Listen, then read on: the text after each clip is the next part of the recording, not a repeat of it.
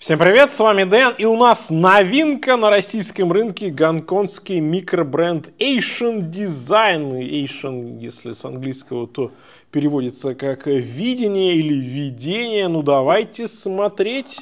У нас тут, так, значит, гарантийная карточка в комплекте, в коробочке. Здесь такой вот travel case, как говорится, в хозяйстве пригодится. И бренд этот основан Чикунгом Ли, который был выпускником Гонконгского института дизайна. Бренд специализируется на современном актуальном дизайне и любит играть, знаете ли, с классическими усложнениями, такими как турбион, и любит при этом использовать необычные материалы, такие модные, современные, как метеорит, да, на циферблате и так далее. Стартовали они на Kickstarter, запустили несколько успешных проектов, ну и используют как китайские, так и японские калибры.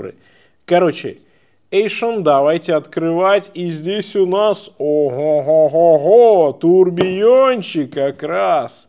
И я вижу, что очень-очень даже симпатичный циферблат. Ну что ж, давайте я пленки сниму, а потом мы с вами уже продолжим. Итак, значит, эту красотулечку я распаковал, и давайте ее подзаведем. Здесь у нас заводная головка завинчивается, ручной подзавод. Модель называется Asian Hank Tourbillon Hexagonal Pyramid. И это версия Blue. Там на самом деле версий достаточно большое количество. Есть и черные, есть и голубые там и так далее. Ну, давайте. Значит, у нас турбиончик заработал. Заводную головку я теперь снова завинчиваю. И по характеристикам давайте сразу пройдемся. Значит, здесь корпус стальной, сталь 316L. Браслет тоже стальной 316L. Сапфировое стекло. Циферблат, основа здесь из меди. Подсветка швейцарская суперлюминовая BGW9. Водозащита 50 метров. Механизм с ручным заводом Ханчжоу серия 3. Турбион, доработанный компанией Asian. Под задней крышкой можно его рассмотреть более детализированно. И что касается ритейла в России, то ритейл в России 179 400 рублей, а эти часы для обзора предоставлены крупнейшей в России розничной сетью магазинов наручных часов All Time. И раз уж мы с вами заговорили про характеристики, конечно же, стоит сразу посмотреть и на размеры. И по корпусу у нас получается чуть больше, чем... Да нет, не чуть больше, здесь просто 41 мм. По высоте 11,7, это прям неплохо. Браслет в широкой части, где он крепится к корпусу, 26 мм, в узкой части 20 мм. Ну и, наверное, самый главный показатель, это, конечно же, от ушка до ушка. И здесь, так, ну вот по ушкам давайте измерим. 46 миллиметров. Как вы понимаете, часы максимально универсальны. Мое запястье 18,5. Ой, а посадочка-то хороша. Посадочка хороша. Очень аккуратные, тонкие часы. Браслет прям облегает, обтекает запястье. Сидят они просто потрясающе. Ну, конечно, нетрудно догадаться, что модель выполнена в таком вот вечно актуальном стиле. Спортивные часы с интегрированным браслетом имени Джеральда Дженты, да? Хорошо это или плохо? Конечно же хорошо, потому что элегантно спортивный стиль не может никому надоесть. Ну, это вот мое личное убеждение.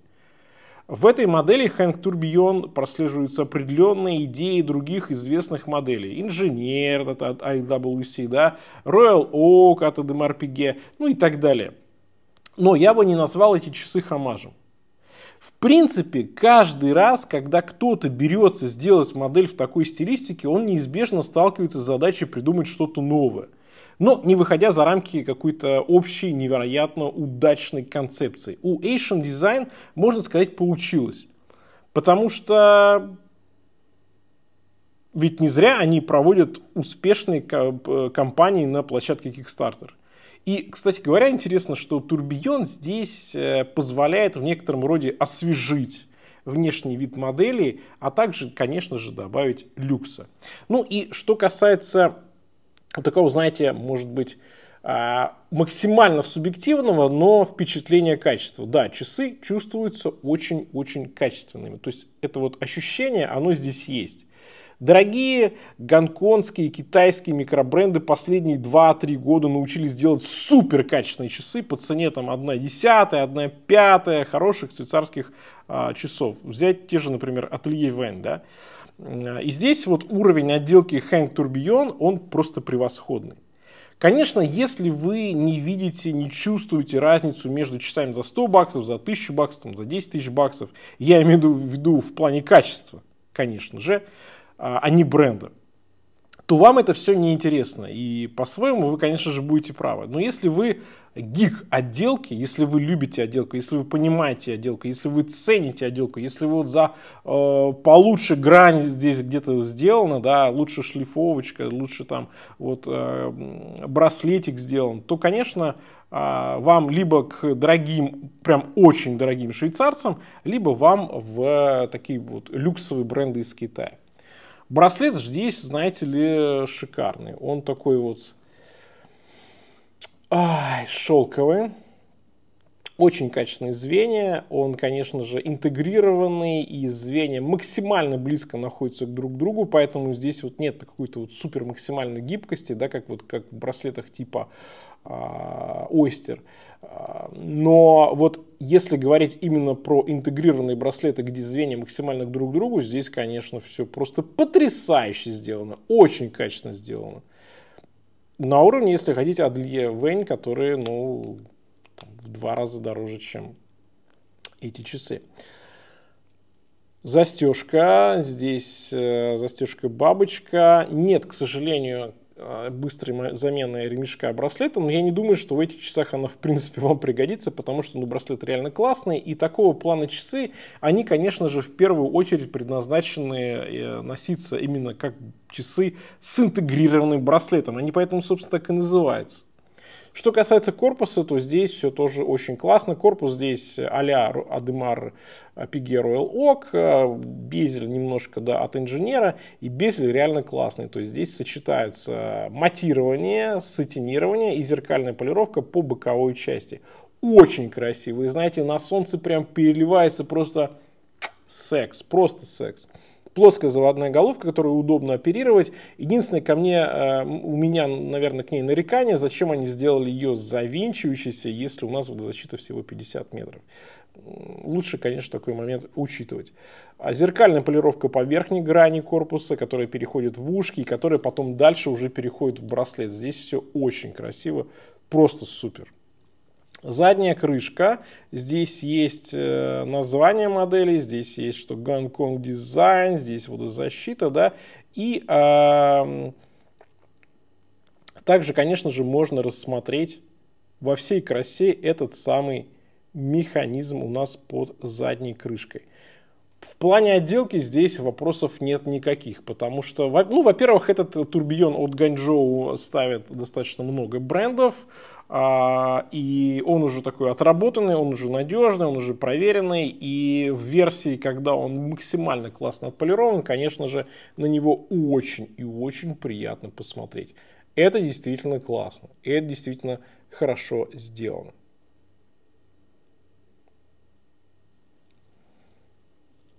Ну и спереди, да, с лицевой стороны, большую часть циферблата занимает, конечно же, турбион, на который опять-таки приятно посмотреть, потому что в этой ценовой категории, конечно же, китайцы уже отделывают турбион как надо.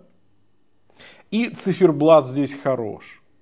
Он украшен узором в виде такой вот шестиугольной пирамиды, выглядит свежо, самостоятельно, ну и, что немаловажно, дорого.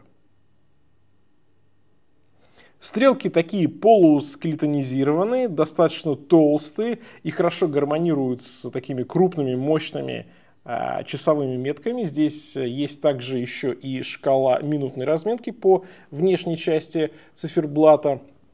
И что интересно, она накладная, то есть у нас идет основная часть вот с этими вот такими пирамидами, дальше идет по краю минутная разметка, ну и накладные крупные метки часовые, да. И в целом, знаете, вот такой подход, здесь такой крупный турбион, как бы, да, у отметки 6 часов, здесь крупные метки, крупные стрелки, больше, знаете, куда-то идет, наверное, здесь сказывается влияние инженера.